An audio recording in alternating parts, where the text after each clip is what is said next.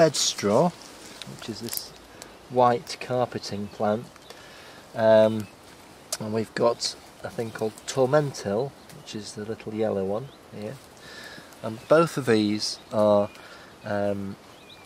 special indicator species. They're quite common, but they're only common in grasslands that haven't been improved for agriculture, so that you find them as indicators of ancient grassland and unimproved grassland. So that's the kind of grassland that we've got here that's escaped being fertilised and escaped being ploughed up and reseeded for agriculture. So good indicator species. Well, it's telling you two things really. With these species are telling you two things. They're telling you that the ground is of fairly low fertility, which is bad for from an agricultural point of view, but good from a conservation point of view. You know, the diversity of flowers in low fertility grasslands is, you know, it tends to be high. The other thing they're telling you, these two plants only grow on acidic soils, in acidic places, so they're telling you a little bit about the soil chemistry as well.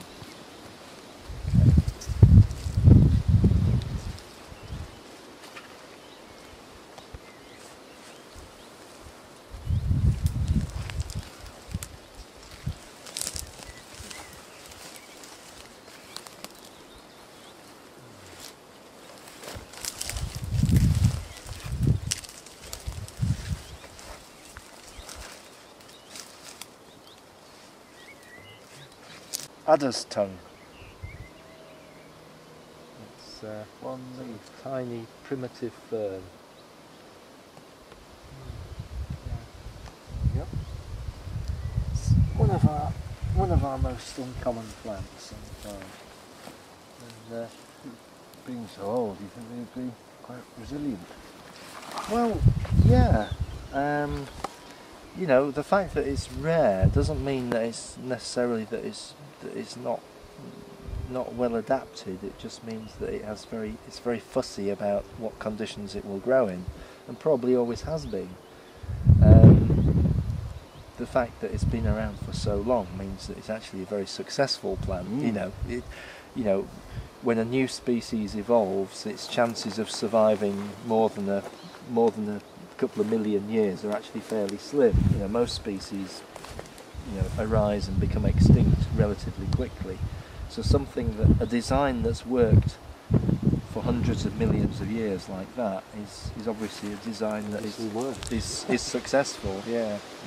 So you know, using the word primitive is a bit misleading, because that sounds a bit like it's rubbish, doesn't it? But it's not rubbish at all. It works really well. Yeah. So it's a strange little thing, peculiar. You know, just goes about, does its own thing, and quietly tucked away in a corner like that. There we go.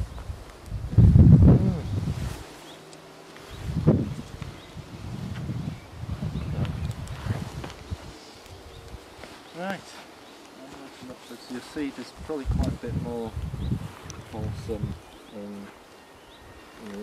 Okay, John, we're also trying to eradicate some species, which the ones you got in your hand. Can you explain us? Okay, this is Himalayan balsam, which is a non-native plant here, and a plant that causes us some problems because it's quite invasive. It spreads along streams and then it spreads out into other habitats, and it can choke out all the native flora, the native plants of an area. So we are trying to eradicate it. We've got a big job on, because we've got several hectares of this plant to clear, but this is an area where we've cleared quite a lot of it in the past, and we're just going through now and trying to get the last few out, the last few hundred actually. There we go. They start off very small indeed, but they don't stay small for very long. They rapidly put on a lot of height. This is another small stage.